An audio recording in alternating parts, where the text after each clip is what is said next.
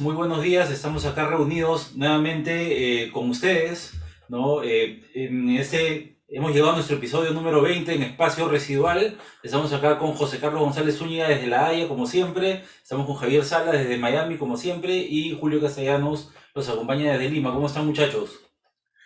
Bien, Julio, gracias. José, ¿cómo estás? Bien, también, aquí todo tranquilo. El día Ya, de hoy vamos a empezar esta edición, este capítulo número 20, con un nuevo Arquitrending, siempre tocando los temas que tienen que ver con la arquitectura, pero también el impacto en el medio ambiente y de alguna forma en la sociedad. Vamos, Javier, dale. sí, gracias, Julio. Sí, el Arquitraining de hoy día lo quería referir acerca de las emisiones de carbono y muy particularmente en un estudio que se ha hecho recientemente que es el carbono incorporado. Bueno, para dar un poco más de contexto, pues ahorita se acaba de producir el COP26, la conferencia sobre cambio climático en Glasgow. Y se han puesto ciertos límites que se deben llegar, ¿no? Unos objetivos climáticos que debemos cumplir para el 2030, que son bastante drásticos y son bastante difíciles de llegar. Bueno, en observación a eso, el American Institute of Architecture publicó un toolkit, una caja de herramientas, ¿no? Para traducirlo literalmente, que son herramientas que tienen que ver para medir lo que se llama el carbono incorporado. Ahora, ¿qué es el carbono incorporado? Las emisiones de carbono incorporado son generadas por la fabricación, transporte, instalación, mantenimiento y eliminación de los materiales de construcción que se utilizan en los edificios. Voy a poner un ejemplo que más o menos ilustra esta cuestión. Es un caso famoso sobre Paul McCartney, que se compró una vez un carro, bueno, esto es hace 20 años o más, que era súper ecológico. Aparentemente no tenía muchas emisiones, pero el carro lo producían en Suecia y solamente transportar el carro de Suecia a Inglaterra ya había producido muchísima mayor emisión de carbono que si se hubiera comprado un carro en Inglaterra, ¿no? Esto para decir pues que a veces esto podemos decir, hey, estoy poniendo materiales ecológicos o sostenibles, cuando en realidad probablemente estén viniendo de China y tienen ya un impacto mayor en el carbon footprint, ¿no? En la huella de carbono.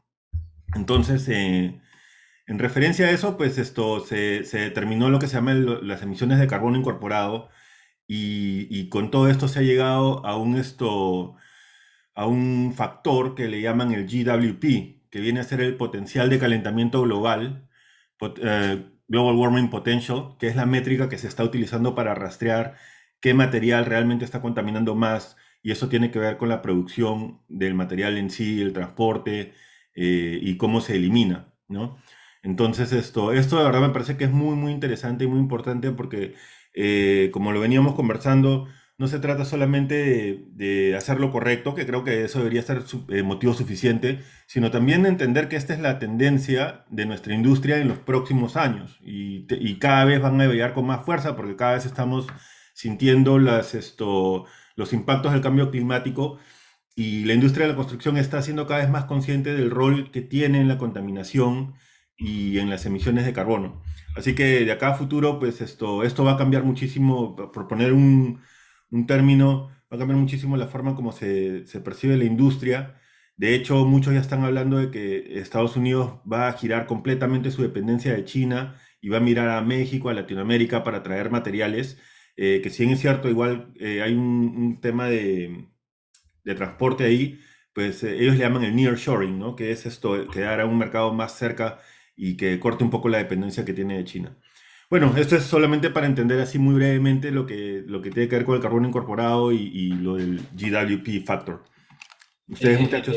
Javier, mientras tú, claro, mientras has ido explicando todo esto, me vienen a la mente varias ideas, ¿no? Por ejemplo, de saque te digo, ¿no? Ese tipo de controversias en ese proceso de mega industrialización de algunos países, como es el caso de China, el más notorio, ¿no? Podríamos mencionar tal vez algunos otros en Asia, ¿no? Incluso la India o Malasia, en fin. Ujú. Yo creo que en ese proceso el objetivo siempre ha sido tratar de masificar, ¿no? La producción industrial, ¿no? Dinamizar el comercio exterior, ¿no? Pero eso conlleva pues a que a la hora de bajar precios también incurras en algunas prácticas que no necesariamente son prácticas de buena, ¿no? O buenas prácticas en todo caso, ¿no? Te lo comento porque algunos casos que yo conocí en su momento fueron, por ejemplo, el caso acá en el Perú, por ejemplo, el caso de la producción de café, ¿no? Que teníamos un nivel muy alto de calidad de café, incluso nuestro café ganaba premios, pero muchas veces tenía que ser debidamente controlado y certificado porque se realizaba a través de malas prácticas laborales, incluso pagando malos sueldos o incluso en algunos casos podía llegarse hasta el nivel de esclavitud, ¿no? De personal, ¿no? Y lo mismo pasaba en China, ¿no? Creo que el caso más sonado fue cuando se hablaba de que Apple, que los celulares se fabricaban pues en fábricas donde los sueldos que pagaban eran terribles, ¿no? Que los trabajadores se veían en cierta forma coaccionados a trabajar, pero cumplían unas jornadas horribles, algunos incluso terminaban teniendo algunas actitudes suicidas, ¿no? Porque no podían, en esa disyuntiva de, si no trabajo en esto, no soy nada, pero si trabajo en esto, estoy sometido a un régimen, pues, asesino, ¿no? Claro. Y ahí me venía, pues, todo ese tema de la producción de materiales que también se inmersa en eso, porque hay una guerra de precios, hay una guerra de mercados, ¿no? Y un último punto que también tiene que ver con lo que tú has dicho, tiene que ver con la eliminación de excedentes, ¿no? Porque botar excedentes, ¿no? O reciclar excedentes de construcción también tiene un impacto fuerte en el medio ambiente, ¿no? Y esto me acuerdo de un libro que leí hace algún tiempo de Roberto Saviano, un escritor, un filósofo italiano, ¿no? Que escribe esta novela Gomorra, que es espectacular, ¿no? Y te Claro. habla de cómo el gran negocio de las mafias también es la eliminación de excedentes, muchas veces excedentes de construcción, que terminan pues metiéndolos en donde sea, ¿no? Intoxicando la tierra, incluso excedentes ya químicos que terminan metiéndolos en contenedores y tirándolos al mar, ¿no? Es terrible. Entonces hay una responsabilidad muy grave, muy grande, como tú lo mencionas. Sí, yo lo que quería añadir a lo que menciona Javier, que se oye y se lee súper interesante, es ver hasta qué punto puede llegar y en qué término, ¿no? O sea, qué tan a largo plazo o a corto plazo esto va a ocurrir, ¿no? Y si en un principio van a dejar la decisión al arquitecto, a la constructora, ¿no? De elegir, voy a elegir un producto que produce menos, o sea, con una huella menor o no, o si esto más bien va a influir en una certificación de la construcción en sí, ¿no? O sea, que tú tengas que estar obligado a hacerlo. Y esa creo que es la forma. Porque si te lo van a dejar a ti, a que tú decidas, olvídate, pues no. O sea, finalmente va a ser el tema del precio, ¿no? Sí, de acuerdo, José. Y algo muy interesante con lo que acabas de decir es que de verdad en un momento los gobiernos tienen que darse cuenta que, o sea, deberían tomar cartas en el asunto para empezar a hacer tributar a los materiales que, pues, contaminan más, porque a la hora de la hora igual tú vas a pagar por eso. O sea, no es que, o sea, me refiero cuando los gobiernos tienen que tomar estas iniciativas porque se les escucha, no sé, los ríos se desbordan o por todos los efectos del calentamiento global, pues tienen un impacto económico fuerte. Así que tienen que empezar a ser conscientes de que si no toman en cuenta esto ahorita, pues eso les va a pasar factura después, ¿no? Entonces, porque sí, claro, o sea, yo también digo, ¿cómo le digo a un cliente, oye, no, mira, compra esta puerta que ha sido hecha con buena madera y con buenas prácticas y todo esto, pero te cuesta 10 veces más que la sintética que le han traído de China? Es difícil convencerlos, pero para eso necesitas pues otro tipo de herramientas. Y antes que me olvide, quería terminar muy brevemente para decirles que este toolkit de esta caja de herramientas está para ser bajada gratis. Les voy a dejar acá el enlace. Son 3 partes y al final termina pues con una lista de prácticas que yo creo que son bastante saludables, ¿no? Y son guías que tenemos que tener en la cabeza, ¿no? Por ejemplo, hay una de ellas, por poner un ejemplo, dice que no debemos tratar de construir debajo del subsuelo, porque es una práctica muy poco amigable con el ambiente, ¿no? Hay que poner mucho concreto, los sistemas de ventilación son malísimos y requieren mucha energía. También hablan acerca de o sea, que hay que tratar de maximizar pues, la eficiencia de la planta, ¿no? Porque de verdad, mientras menos área construida hay, pues mejor, ¿no? Entonces, es toda una lista de prácticas que yo creo que son muy interesantes. Y también quiero terminar diciendo muy brevemente que me da mucho gusto que la IA tome estas iniciativas. Yo creo que de verdad los colegios profesionales, esa es justamente la labor que tienen, ¿no? O sea, decir, ok, acá está la voz de los arquitectos, esto es lo que los arquitectos pensamos con respecto a este tipo de situaciones. Entonces, de la misma forma, pienso que el Colegio de Arquitectos de Perú también tiene pues que poner sacar este tipo de publicaciones cuando hay este tipo de casos y decir, desde el punto de vista de los arquitectos, esta es nuestra opinión con todos los casos que hay, no solamente del calentamiento global o de los fenómenos naturales o desastres naturales que tenemos cada cierto tiempo, sino en general, ¿no? Generar siempre ese soporte para los arquitectos para que tengamos un asidero teórico cuando tengamos que tomar estas decisiones. Claro, me gustaría decir que vamos en ese camino, pero no lo puedo asegurar todavía. Y ese fue el Arquitecting de hoy. Ya sabes, si quieres dejar tu comentario, si estás de acuerdo o en desacuerdo a lo que comentamos, siempre lo puedes dejar aquí con el hashtag Arquitrending. Bueno, ya estamos con Ana Monviedro. Ana es una arquitecta que trabaja en España, en Palma de Mallorca. Tiene estudios y posgrado no solo en neurociencias, sino también en profesorado. Y pues esto nos va a hablar hoy día de una de las ramas que yo considero que va a ser tendencia fuerte en los próximos años. De hecho, ya la estamos viendo acá, que tiene que ver con todo lo de la neuroarquitectura, que es el impacto pues de la neurociencia, de la forma como entendemos el espacio. Pero voy a dejar que Ana sea la que nos hable al respecto. Hola, Bien. hola Ana, bienvenida al Hola, programa. Hola. gracias. Hola Julio, hola José, hola Javier, ¿Qué gracias. tal?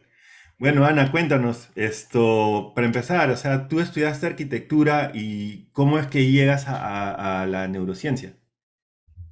Pues voy a hacer un breve resumen, Sí, porque fue un dale. camino largo, realmente. Mira, yo en primero de carrera tuve la suerte de toparme con un libro de Rudolf Arnheim que hablaba sobre la percepción psicológica de la forma. Y sin saber muy bien, bueno, sin saber, pensando que la carrera de arquitectura únicamente consistía en aprender a construir edificios, me di cuenta que había una cosa como más allá, ¿no? Que había una relación del cuerpo con el espacio, que había una psicología asociada a la forma y que este autor alemán, de manera como súper detallada, escribía cómo las tensiones de los sólidos tenían un impacto en nosotros. Y esto fue en primero de carrera en el año 2005. Y siempre intenté averiguar más y más y más. Y según iba avanzando en la carrera, nunca, era como que estaba eternamente esperando esta asignatura en la que me fueran a explicar ¿no? en qué consiste esto. Y la verdad es que en mi formación pues nunca lo encontré. Entonces, en cuanto terminé la carrera, y bueno, ya pues según iba pasando el tiempo, al final, pues con tus hobbies y tus ratos libres, me fui dando cuenta que había temas de la psicología, de la sociología, de la antropología, y de repente llegué a lo que era el sistema nervioso y entendí que el sistema nervioso es el encargado de hacer de puerta entre el exterior y el interior, ¿no? Y la dualidad cuerpo-mente. Y dije, tengo que entender cómo funciona esto, ¿no? Y entonces empecé a escarbar y cada vez estudiando más y más y más, me di cuenta que lo que tenía que conocer muy bien era cómo funcionaba tanto el sistema nervioso, el cerebro, hasta las neuronas, o sea, quería llegar a la raíz. Y fue después de terminar la carrera de arquitectura que hice estas especializaciones y que empecé a escribir la tesis de investigación. Esto sí, haciendo como un resumen. Sí, sí. Claro. Y empecé a encontrar pequeñas respuestas, ¿no? A estas preguntas. Bueno, yo creo que a nosotros, a los arquitectos, siempre nos ha interesado, o sea, entender o aprender cómo es que el individuo se comporta con su entorno, ¿no? Cómo percibe el espacio, todo este tipo de cosas. Y yo recuerdo que en nuestras épocas, en los 90, cuando estudiamos nosotros de esto, pues se estudiaba mucho el gestal, de ese tipo de cosas, pero ya los avances que ha habido en neurociencia últimamente han completamente cambiado el panorama al respecto, ¿no? Y cómo el espacio influencia al individuo.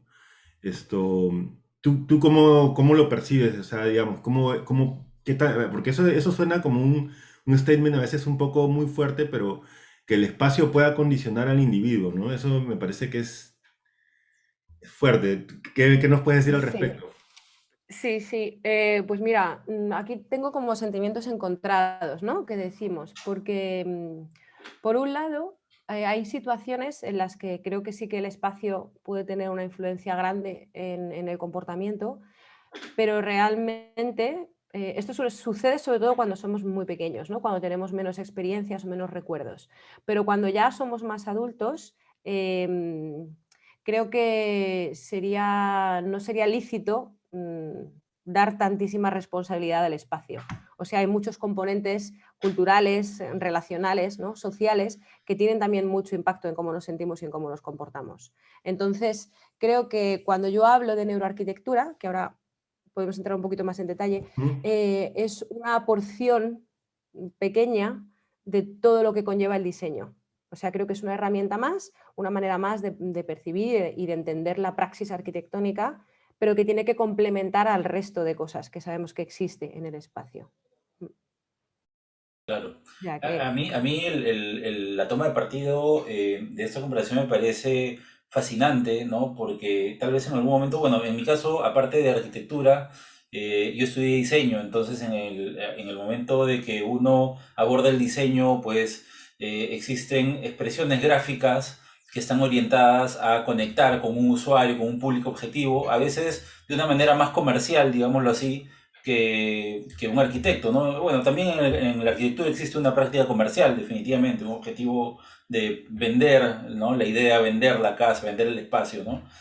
Pero sí me parece fascinante porque yo sí entiendo y he leído un poco, no mucho, no muy a profundidad, que existe, por ejemplo, un manejo de las sensaciones en base, por decirte algo, a la calidad del espacio o al uso de materiales, ¿no? Entonces, yo entiendo que existen estímulos diferentes y que probablemente culturalmente sean entendidos también diferentes, ¿no? Si yo utilizo madera o utilizo vidrio o empiezo a utilizar ciertas gamas de colores, ¿no? Entonces, de saque, eso me parece a mí un tema fascinante, ¿no? Tú seguramente que podrás ahondar un poquito más de eso. sí, mira, aquí hay un tema que sí que es interesante y es que nosotros, o sea, como seres vivos, hemos estado muchísimo más tiempo, o sea, como seres humanos, hemos estado muchísimo más tiempo viviendo a la intemperie que en espacios urbanos. O Ujú. sea, la vida urbana realmente, hablando a nivel de historia genética nuestra, es mucho más corta. Entonces nosotros, aunque vivimos en las ciudades, estamos mucho, como organismos vivos, estamos mucho más vinculados y inicialmente nos sentimos más cómodos o más en armonía en un espacio totalmente natural. Pero esto es porque nuestro cuerpo realmente ha crecido y se ha desarrollado nuestra genética. Pues esto se conoce como biofilia. ¿Os suena el término biofilia? Sí. No, yo no lo conocí. Sentimos como una afinidad o sea, biológicamente hablando, sentimos una afinidad por las cosas naturales, porque realmente nosotros somos un organismo vivo. Entonces, hay investigaciones que han estudiado la relación del estrés con el entorno en el que, por ejemplo, trabajamos, ¿no? Y se ha visto que cuanto más expuestos estemos a zonas, a elementos vegetales, menor es nuestro nivel de estrés, por cómo funciona nuestro organismo, por la cantidad de oxígeno que hay, bueno, porque nos relaja también. Y de hecho, no tienen por qué ser incluso plantas reales. Con que sean plantas de plástico funcionaba ya. Sí, sí, Porque sí. Sí. eso me parece curioso, incluso con fotografías, ¿no? O sea, es como que nosotros estamos recibiendo, yo le llamo el diálogo invisible, siempre estamos recibiendo información de todo lo que hay en el entorno. Y James Gibson habla en una investigación que tiene, su trabajo gira en torno a las affordances. No sé si conocéis el término, affordance, que viene No. del inglés de to afford. Ajá. Pues es interesante porque las affordances son las permisibilidades, es como lo que te permite hacer el espacio. Entonces, un objeto, el que sea, pues un bolígrafo, si yo lo miro, mi cerebro, ¿no? Mi sistema, mi cuerpo, por sus recuerdos, por su historia, piensa, pues puedes escribir, dibujar, ponerlo así, tiene estas formas, ¿no? Ya. Entonces, el número de acciones son las affordances, ¿no? Pues yo, cuando hablamos de diseño de espacios y cuando hablamos de neuroarquitectura, siempre digo, hay que pensar qué mensajes está enviando cada elemento del espacio al cuerpo que está habitando ese espacio. No va a mandar los mismos mensajes a un niño, que a un anciano, que a una persona de mediana edad, que a un joven, o sea, dependiendo de la acción que esté haciendo, ¿no? Correcto. Eso sería como cuando creo que ahora, por ejemplo, en las oficinas flexibles se ponen estos espacios como para que uno sienta que uno puede no quedarse en tu cubículo, sino de repente ir un rato ahí. O sea, tal vez la gente no lo termina utilizando, pero solamente el darte ese mensaje de que, oye, puedes ir a otro lado, te empodera como persona y te puede hacer más productivo, ¿correcto? ¿Es más o menos a eso? Sí, efectivamente, porque al final esto también lo utilizamos mucho en los centros educativos. Yo a mis alumnos siempre les digo que tienen que tener que su pupitre, su espacio de trabajo, tienen que hacer lo suyo, ¿no? Aunque sea con un dibujito, una nota, tu nombre, porque eso te manda señales, te manda, y normalmente están relacionados con el confort, para que tengan más seguridad, este espacio es mío, ¿no? Pero pasa muchas veces, pues en casa, pues que tenemos objetos que nos recuerdan, que no sé, que nos mandan información, ¿no? Ujú. Y esto tiene que ver con los estímulos que dialogan no solo con nuestros órganos, sino también con nuestra mente, lo que contaba de la cultura y la antropología y todo lo que está dentro de nosotros, que yo personalmente lo englobo todo dentro del término neuroarquitectura, Ujú. pero realmente es lo que os digo del diálogo invisible. O sea, tenemos una parte de diálogo visible, que es todo lo que se estudia con el wayfinding, con la señaléctica, etcétera, etcétera, pero hay una parte no tangible que hay que conocer muy bien la cultura, hay que conocer muy bien el contexto en el que está esta obra arquitectónica para ver qué es lo que está transmitiendo ese espacio. Claro, ahora que mencionaba Javier este tema de las oficinas, ¿no? Y Ana mencionaba el tema de cómo también esto se ve en espacios educativos, ¿no? Yo me acuerdo de un término que lo leí hace bastante tiempo ya, ¿no? Que era el de breakout space, ¿no? Un breakout space en una oficina, digamos, ¿no? Es un lugar en donde rompes con toda esta, digamos, monotonía que es la del espacio productivo para crear un espacio con estímulos, como tú lo has dicho, ¿no? Que pueda tener colores, mobiliario de distinta forma, incluso espacios más abiertos, más flexibles, ¿no? Donde la gente puede incluso tirarse al suelo a bocetear o escribir en las paredes, cosas así, ¿no? Y lo mismo pasa en los centros educativos, como bien lo mencionas, ¿no? Donde tienen en algunos casos fuera de las aulas, fuera de los salones de clase, se dan pues patios de lectura con mobiliario más lúdico, ¿no? En donde los niños pueden tomar libros de cualquier sitio y sentarse a leer, ¿no? Entonces es una manera de decirle que también puede salirse de esa monotonía para seguir desarrollando de otra forma pues la actividad del aprendizaje, ¿no? Y creo que eso es un poquito eso, ¿no? Es una manera de oxigenar un poquito la actividad, ¿no? Y salirse ¿no? de esa monotonía. Eso es que has dicho una palabra clave, Julio, que es oxigenar. O sea, cuando muchas veces, cuando estamos trabajando, que seguramente alguna vez os ha pasado, y de repente dejas de ser productivo porque piensas mucho más despacio, como que te atascas, lo ideal es levantarse y dar un paseo, ¿no? O sea, y de hecho muchas veces tener una conversación telefónica no tienes la misma conversación estando quieto sentado que caminando. Que, bueno, Correcto. esto, el mundo griego, la estoa, o sea, Sí. como los filósofos, como divagaban, pues tú vas caminando y según vas moviendo tu cuerpo, los pensamientos se están moviendo con tu cuerpo. Entonces, tener em, estas metáforas, ¿no? Del espacio tienen más peso de lo que nos imaginamos. Y poder tener, yo en clase, esto es algo que digo, parece que me repito un poco, porque claro, yo siempre estoy conmigo, entonces para mí me repito, para vosotros a lo mejor no, pero ¿cómo tenemos en un aula con 25 alumnos, cómo son las 25 sillas iguales si los 25 alumnos son distintos, ¿no? Claro. Entonces yo a los estudiantes siempre les digo, trae los cojines, el que quiera pues una bola de fútbol, el que quiera, pues por suerte nos dejan, ¿no? Y tener un poco más un banco, uno con respaldo, sin respaldo, porque cada cuerpo tiene unas necesidades distintas. Y yo siempre hago mucho hincapié en que no solo cada cuerpo tiene necesidades distintas, un cuerpo de otro, sino que mi mismo cuerpo puede necesitar hoy un sofá, mañana una silla, luego un taburete. ¿Y esto por qué os lo cuento? Porque ahora que vivimos en una sociedad en la que se quiere todo hecho rápido, con la receta, y mucha gente que me llama para una sesión de consultoría, me tienes que decir qué tiene que cumplir y digo, a ver, espera, no podemos hacer un manual. Y esto es lo que me apasiona, ¿no? Y lo que realmente me ha enganchado a estudiar toda esta gente, porque, claro, cada cuerpo es diferente a lo largo de su vida, según el momento en el que esté. Y por eso cuento siempre, ¿no? Tenemos que conocer muy bien qué cuerpos, qué sistemas nerviosos van a habitar nuestros espacios. Entonces, este es como el punto de partida, ¿no? Conocer cómo funciona a nivel biológico, que es como el primer switch que se enciende, ¿no? Es vale, el nivel biológico, pero es que acto seguido empieza como si fueran fichas de dominó, llegan las memorias, los recuerdos, la cultura, ¿no? Va todo concatenado. Entonces, creo que conocer el sistema vivo para el que construyes es algo que debería hacerse siempre, siempre, siempre. Siempre. Sí, me parece buenísimo, Ana. ¿Les parece si aquí podemos aprovechar para tomar una pausa? Claro. Sí, seguro. Y Claro. luego continuamos con este tema súper interesante de neuroarquitectura.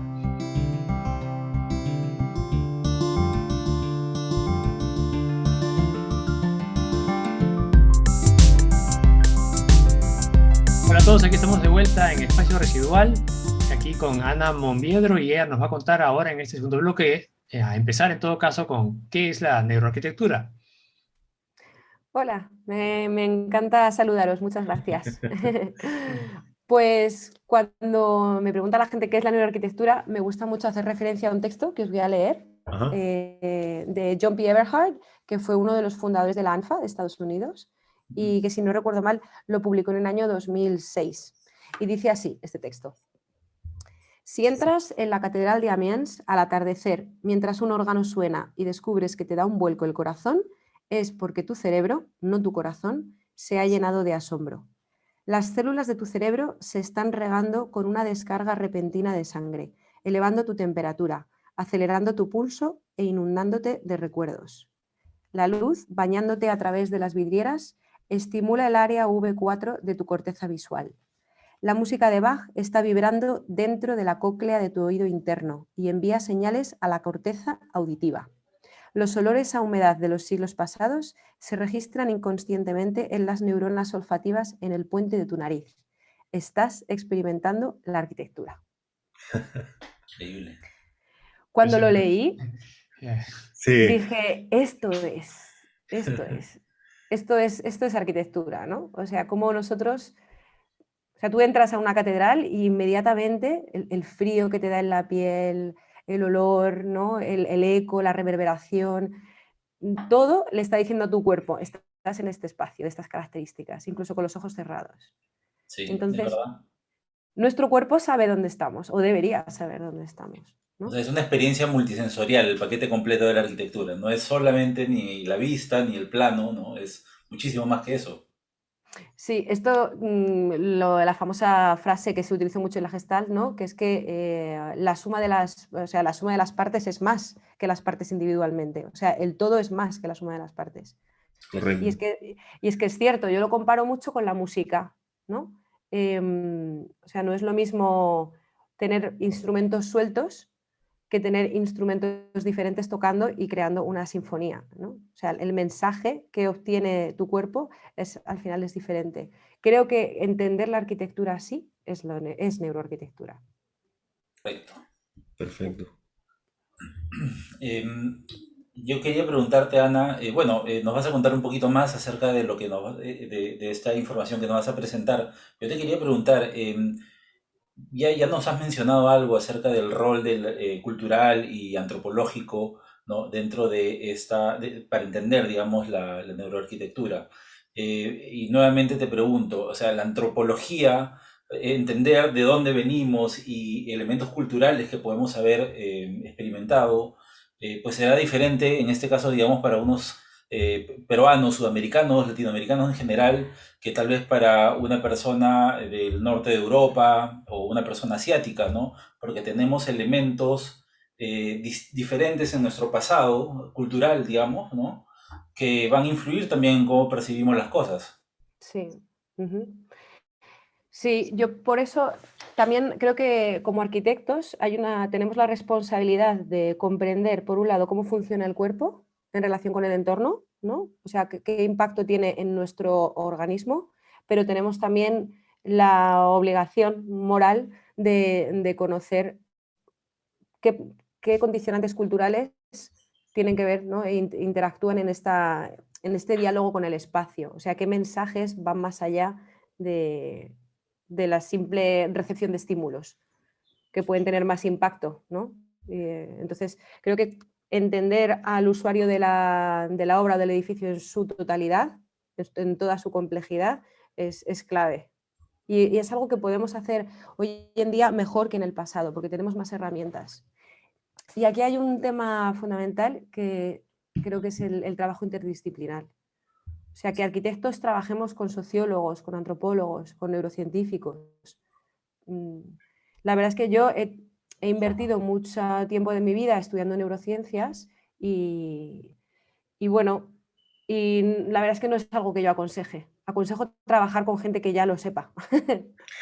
Claro, trabajar en Claro. equipo, con personas y crear nuevos conocimientos a través de las sinergias.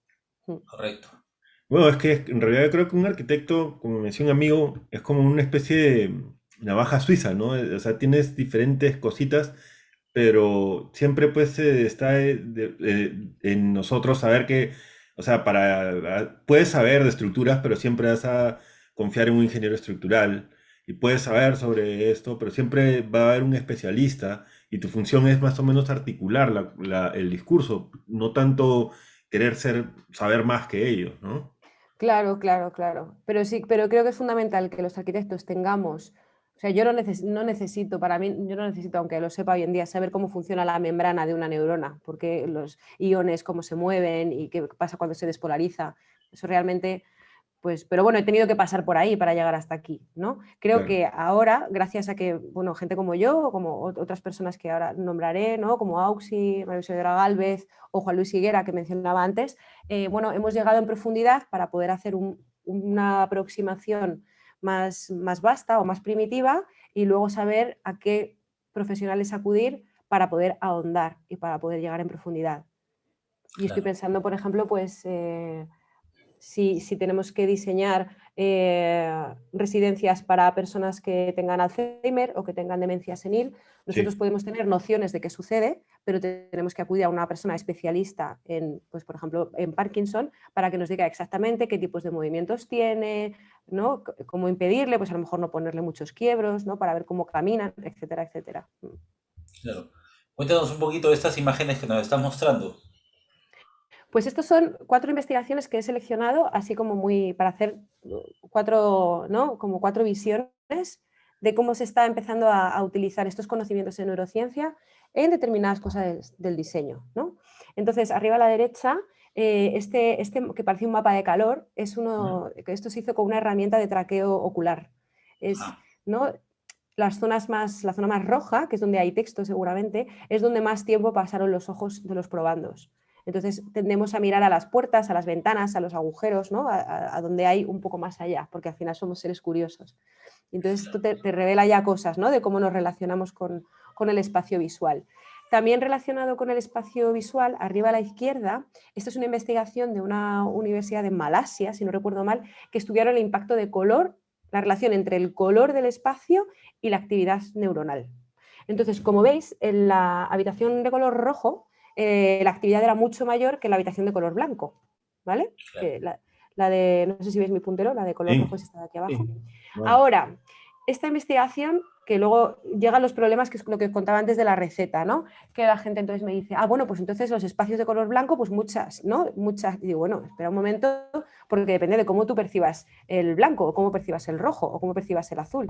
Y luego, este experimento está hecho en un environment, en un Ambiente. ecosistema, un ambiente totalmente controlado, en el que había una persona sentada en el centro de una sala con el sistema de lectura, de actividad neuronal, y no había nada más, no había sonido, no había texto, no había otras personas. Entonces, estas investigaciones tienen sentido en ese ámbito. Entonces, los resultados hay que leerlos en relación al ámbito de estudio, ¿no? Porque el tema del color, la psicología del color está muy de moda, pero yo siempre digo que son recetas fáciles, que no hay que tomarlo tan a la Sí. ligera. El de abajo a la izquierda es muy interesante. Este lo descubrí porque participé en un congreso de neurociencia y fútbol y hice una ponencia sobre cómo el entorno, o sea, los límites del campo condicionan el tipo de juego. O sea, cuando el límite del campo es totalmente claro, es más rígido, por así decirlo, las jugadas eran más cortas y había más pases. Y sin embargo, cuando cambiaban los límites, si por ejemplo eran líneas discontinuas o si simplemente eran 4 conos, no se hizo en fútbol 21, esto se hacía en fútbol con menos jugadores. Pero bueno, el tipo de juego, cuando el límite era menor, era menos visible, eran jugadas más largas y era como más distensivo, ¿no? más esparcido, no tan compacto, siendo el mismo campo. Pero claro, nosotros estamos percibiendo los límites de manera distinta, ¿no? Sí. Claro, yo creo que, por ejemplo, ya metiéndome un poquito en el cerebro del, queriendo meterme en el rol del futbolista, ¿no? Se me ocurre, ¿no? Que cuando un jugador tiene digamos, un terreno conocido, un espacio conocido, pues puede hacer un juego más sofisticado, ¿no? De pases más cortos, jugadas tal vez más inteligentes. Cuando tiene un terreno desconocido, una cancha como la vemos acá muy ancha o mal delineada, está como en modo supervivencia, ¿no? O sea, suelta el pase y ¿no? Lanza lo largo y ya está, ¿no? Y te quitas el problema de encima, ¿no? Sí, sí, pero aquí se ve muy claramente este impacto del entorno en tu juego. O sea, juegas distinto, depende Claro. de la morfología del espacio en el que juegues. Que de Claro. hecho, una cosa que explico en esta presentación, que luego os contaré, es un proyecto sobre el juego, sobre cómo los niños juegan en diferentes espacios. Y abajo a la derecha está la investigación que os contaba de la biofilia, de cómo el entorno A, que es el primero, ¿no? En el que simplemente es una habitación con libros y demás, da lugar a más estrés que el de abajo a la derecha, que la de que es más una combinación, ¿no? Claro. Y esto en la arquitectura hospitalaria se ha estudiado también mucho, que los pacientes se recuperan mejor, como pasaba en el hospital de niños de Boston, estando en contacto con espacios abiertos y estando en contacto, pudiendo salir fuera a la calle a dar un paseo, a ver los animales, a ver a los bichitos, ver las hormigas, escuchar, ver el cielo, el agua, la brisa, ¿no? Tus órganos, pues la información fluye por tu cuerpo mucho mejor. Claro. Y esto está súper estudiado. Sí, Sí. sí. De todas formas, la investigación, yo creo, clave, después de la del compañero Juan Luis Higuera que os comentaba antes, es de una arquitecta que se llama Bella Bower, que ha estudiado súper bien qué impacto tiene, ¿no? La forma y la geometría, el tipo de mobiliario que hay, cómo es el cerramiento, ¿no? A qué distancia está, qué forma tiene, qué materiales se utilizan, qué texturas. Y ella lo que ha intentado estudiar con diferentes tecnologías es qué impacto tienen directamente, ¿no? Cómo impactan en nuestro sistema nervioso. Y no sé si queréis que os cuente las conclusiones de su estudio o queréis Sí, sí, leerlas sí, por vosotros. Sí, supuesto. dale.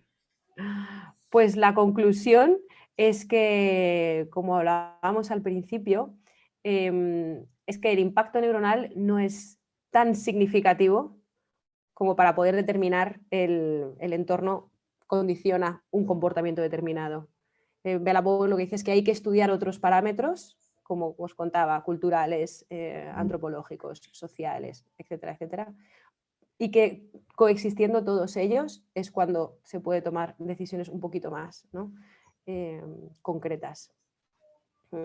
Pero es muy interesante porque ella ha hecho el gran esfuerzo, y creo que es lo complicado, de decir, bueno, ¿cómo utilizo la tecnología para estudiar el espacio? Intentando sacar conclusiones a partir de hipótesis. Sí.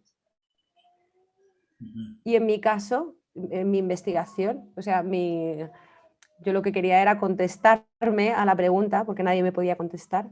Y en el trabajo tenemos esta norma de si preguntas a 3 personas distintas y ninguna te ha sabido responder, entonces busca la respuesta por ti mismo, ¿no?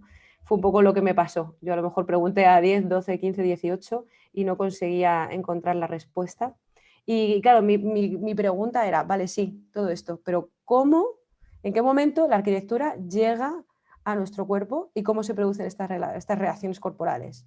Y este esquema, que puede parecer muy sencillo, Ahora, claro, me parece sencillo, pero me costó horrores llegar a él, porque es que, vale, la arquitectura, unos materiales, ¿no? Esta composición de materiales da lugar a unos estímulos determinados que tienen que ver con la luz, con el sonido, con la humedad, con el movimiento. Y estos estímulos entran en contacto con nuestros órganos, con los órganos de nuestro cuerpo. Y con órganos, el órgano más importante es la piel, es nuestro órgano más grande, porque siempre que hablamos de los ojos, ¿no? La visión, el sonido, la piel, o sea, la piel nos llega muchísima información a través de la piel, Claro. pero también a través de nuestras vísceras también, ¿sabes? Nuestros órganos digestivos también también están teniendo impacto en cómo percibimos la información. Y conocer bien pues, qué sucede en el neocórtex y qué sucede en el sistema límbico, ¿no? En lo más profundo de nuestro ser, y cómo se relaciona con el resto del cuerpo, con los sistemas periféricos, y qué tipo de reacciones corporales y demás surgen, como que me ha ayudado a entender cómo es el ciclo completo de arquitectura, estímulos, órgano, cuerpo humano y vuelta a través, porque nosotros también impactamos en el entorno que nos rodea, ¿no? Ana, y te hago una pregunta, ya después de todo lo estudiado y de todo lo visto, ¿qué tanto podemos confiar cuando hacemos arquitectura en nuestra zona racional, o sea, en nuestro neocórtex, ¿no? ¿Qué tan conscientes somos realmente cuando experimentamos la arquitectura, el espacio, ¿no? O finalmente qué tanto se va al lado de las emociones, digamos, ¿no? Y no tanto a la parte racional, ¿no? Porque muchas veces hablamos, ¿no? Y decimos y explicamos y sustentamos, ¿no? Y eso es muy racional, digamos, ¿no? Planificamos, todo eso es muy racional, ¿no? Pero muchas veces hay otras fuerzas interiores que están jugando ahí, que puede ser el recuerdo de ese material que que me vino de cuando yo tenía 4 años en la casa de mis abuelos, ¿no? Y que genera pues una atracción tremenda en mí, probablemente subconsciente, ¿no? Pero que está ahí y yo no la sé explicar, no la sé racionalizar, pero está ahí, ¿no? ¿Ocurre eso? Sí, esto ocurre y hay una cosa preciosa que es bueno, yo le llamo, que creo que me lo he inventado al final, porque no sé de dónde saqué este nombre, pero es la Magdalena de Proust. ¿Os suena el efecto de la Magdalena de Proust? No. No suena, ¿no? Es que, bueno, Marcel Proust, el escritor, tiene un textito chiquitito que tengo que recuperar en el que cuenta que se estaba comiendo una magdalena y que de repente le llegó toda la infancia. Empezó Claro, a claro. revivir su infancia, ¿no? Y esto nos ha pasado a todos, pues que de repente, yo qué sé, vas Sí. en el metro, en transporte público y te cruzas con una persona que lleva un perfume de un ser querido tuyo y dices, uy, pues, mi madre, ¿no? O mi tía, o mi amiga, ¿no? Sí. Y esto sucede porque la pituitaria, la glándula pituitaria que está al final de nuestra nariz, está muy cerquita del hipocampo, de todo el sistema límbico. Entonces, a veces se excita la pituitaria y excita nuestros recuerdos. Está como muy ligado, el olor está muy ligado. De hecho, yo hay veces que a mis estudiantes les pido que se estudien lo que más difícil es con un chicle determinado y les dejo comerse el chicle en el examen, porque les ayuda, igual que la memoria visual, es la memoria olfativa, ¿no? Ajá. O Claro. las palomitas, un cine, no sé, es que hay como cosas, no sé, elegía la piscina, o sea, tenemos, ¿no?, un montón de esto. Entonces, esto que cuentas de este diálogo invisible que hablamos, ¿no?, esta relación que tenemos, aquí hay, y luego has hablado también, ¿no?, del córtex. Aquí se juntan varias cosas. Tenemos como dos maneras, así fundamentalmente, de procesar la información. Es lo que se llama top-down processing y bottom-up. No sé Ujú. si os suena esto. Sí, sí, sí. Bueno, acá al menos sí se usa bastante el top Claro, down y el bottom up. top-down o bottom-up. Ajá. Entonces, el bottom-up es que emociones primero y luego raciocinio. Entonces, por ejemplo, ante una situación de estrés, y esto viene porque nosotros pues estamos, o sea, al final somos un poco animales, ¿no? Si hay un peligro, tú sales corriendo, no te paras a pensar, ¿qué puedo hacer? No, hombre, o sea, hay que salvarse, ¿no? Esto es una reacción bottom-up. Tus emociones te han puesto tus piernas en movimiento. Si tienes un accidente, no sientes dolor, porque está por encima está salvarte que el sentir dolor, ¿no? Entonces, las reacciones bottom-up, que son las más emocionales, son con las que nacemos. Y nosotros, hasta que no pasamos durante la adolescencia, es cuando se desarrolla más el neocórtex, sobre todo la parte prefrontal. Entonces, en la adolescencia es cuando ya podemos empezar a tener top-down processing. Y el top-down quiere decir que empezamos por el raciocinio. Hay veces que hay personas que son muy top-down y hay personas que son muy bottom-up. Bueno, pues cada uno somos como somos, es aprender a conocernos. Entonces, luego me has preguntado todo esto, ¿cuánto podemos fiarnos? ¿No? Y ahora mi pregunta es, ¿como usuarios de arquitectura o como diseñadores? Como diseñador, te preguntaba Sí, Julio, creo. yo también Como pienso, diseñadores. o al menos a mí me interesaría saber como diseñadora, Claro, ¿no? como diseñadores, Vale, como vale. Porque creo que como diseñadores tenemos que saber que también somos usuarios, o sea, que a través de nuestra propia experiencia eh, podemos plasmar todo esto. Ahora, como diseñadores, yo creo que por un lado, y luego vamos a hablar de las herramientas, ¿no?, que podemos utilizar. Conocer que nuestros usuarios pueden ser o top-down o bottom-up, ¿no? Y que tenemos que diseñar de acuerdo a sus múltiples formas de ver el espacio. Que nosotros, sobre todo cuando ya tenemos cierta experiencia, tenemos que fiarnos sobre todo de nuestras intuiciones. O sea, si tú tienes una intuición, es porque tu experiencia está detrás. Es muy raro que si tú intuyes algo no vaya a salir como tú crees, ¿no? Entonces, si tú crees que es mejor hacer esto de esta manera, no busques más justificaciones, ¿no? No busques más raciocinio, sino que la inteligencia emocional tiene que saber darte buenas respuestas. Ujú. Me quedé un poquito también con la idea de lo que mencionaste de las situaciones de peligro, ¿no? Y las reacciones, llamémosla de supervivencia, ¿no? Yo en algún programa lo mencioné porque esto ya lo había oído también cuando hablamos de términos de seguridad, de escapes en casos de sismos, cosas así, ¿no? Se utilizan colores fuertes siempre, ¿no? Para las señaléticas y para los elementos de evacuación, como puertas de escape, por ejemplo, en algunos casos se pintan de un color rojo intenso o las señales están en colores muy brillantes. Y eso me explicaban que era porque muchas veces en una situación de riesgo y una situación de pánico, ¿no? Uno lo que hace es intentar, recurre, digamos, a una faceta de supervivencia, ¿no? En donde lo único que hace es escapar de forma irracional, ¿no? Y bloquea muchas de sus percepciones de tal forma de que lo único que logra ver en ese gran panorama gris que se torna, ¿no?, en el miedo, es los colores muy fuertes y muy llamativos. Entonces, la puerta roja la puede ver, pero probablemente si tiene un texto muy extenso en un fondo blanco no lo lograría ver, entonces no sabría por dónde escapar. ¿Algo de eso ocurre también? Sí, y esto sabes dónde ocurre también con los niños pequeños, Ujú. porque no identifican todavía bien el espacio, no tienen experiencia, entonces sí, ante una reacción de estrés se produce un bloqueo grande y claro, tu cuerpo piensa en sobrevivir únicamente, no puedes estar haciendo cosas complejas. Claro, Sí, y en los niños pequeños pasa también, pero no porque estén ante una situación de estrés, sino porque no tienen conocimientos previos, entonces no saben hacia dónde tienen que ir. La arquitectura tiene que ser súper sincera a nivel formal cuando hablamos de niños pequeños. claro, y poniéndolo en términos gráficos también, la señalética tiene que ser súper sintetizada de tal forma de que se recurra a colores básicos, a pictogramas muy sencillos de leer y entender, tipografía también que sea de fácil lectura, ¿no? Sí, pero también es verdad que aquí es un arma un poco de doble filo, porque si esas señales están permanentemente visibles, mm, nuestro cuerpo como que no deja de estar en alerta, ¿sabes? Es como que en cualquier momento puede pasar algo. Entonces, lo ideal sería que solo fueran visibles cuando realmente fueran necesarias. Claro, También porque si nosotros estamos sobreexpuestos a un estímulo, terminamos por eliminarlo, por un tema de economía funcional. Esto claro. no sé si lo sabéis, pero claro, nosotros después de ver todos los días el mismo cartel, al final pues no lo leemos, ¿no? O no hacemos caso, obviamos la Claro. información. Entonces, lo ideal sería que solo estuvieran disponibles cuando fueran necesarios, ¿no?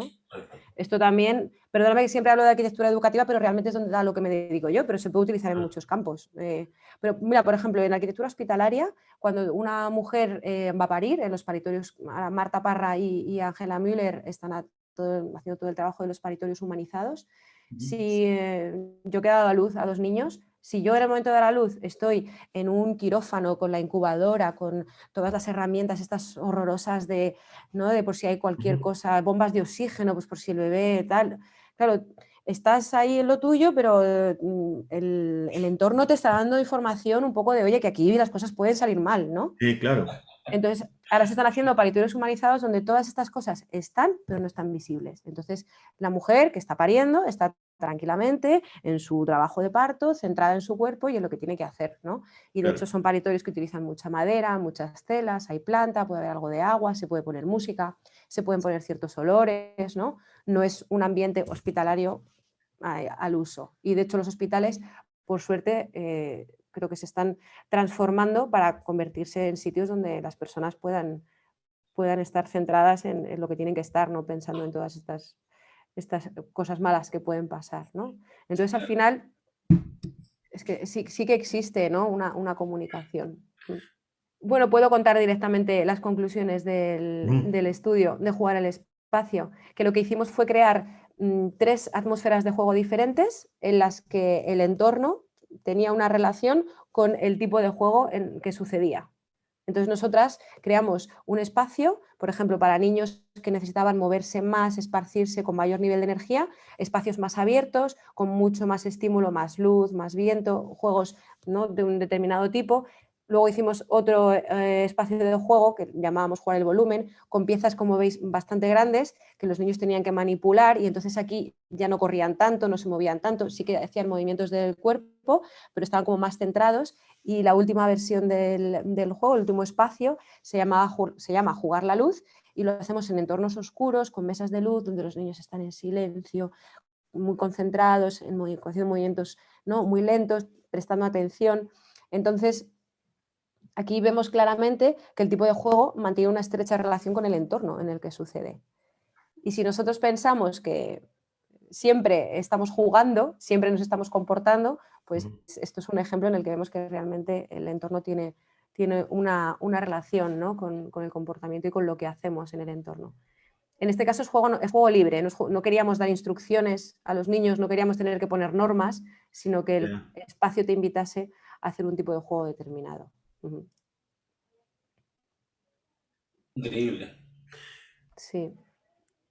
No, y de verdad, Ana, o sea, creo que cuando tú nos explicas estas cosas, pues todo viene como, claro, es una buena idea, claro, o sea, lo de las salas de parto o los estadios, cómo es el campo, cómo te define el comportamiento, que al final creo que para concluir un poco me parece que es lo que nosotros como arquitectos estamos absorbiendo esto, ¿no? Que es cómo dar las respuestas de lo que a veces intuitivamente tú piensas, pero acá está todo el bagaje teórico de cómo nos comportamos con el espacio, ¿no? Sí, así es. Y por fin estamos empezando a ahondar y yo creo que en los próximos años podremos tener más detalle de cómo sucede esta relación. Hay que tener paciencia, pero llegaremos a ello. Excelente. Bueno, yo creo que ha sido una conversación muy, muy productiva. Te agradecemos infinitamente por tu tiempo y por haber podido compartir esta valiosa información con nosotros. Acá aparecen los datos de Ana Monviedro y vamos a compartir también información de lo que tú haces en la descripción de este video, ¿no? Gracias. Por favor, no olviden de seguirnos en redes, de seguirnos en todas las plataformas en las que estamos, desde Facebook, Instagram, Twitter y también en las plataformas de podcast de su preferencia. Estamos en Spotify, en iBooks y en varias otras. En Google Podcast, ¿no? Google Podcast también, exacto. Sí. ¿Ya? Así que roten este programa, compártanlo y los esperamos en una próxima entrega. Gracias, Ana. Sí, muchas gracias, Ana. Hasta pronto. Gracias. Hasta pronto. Adiós.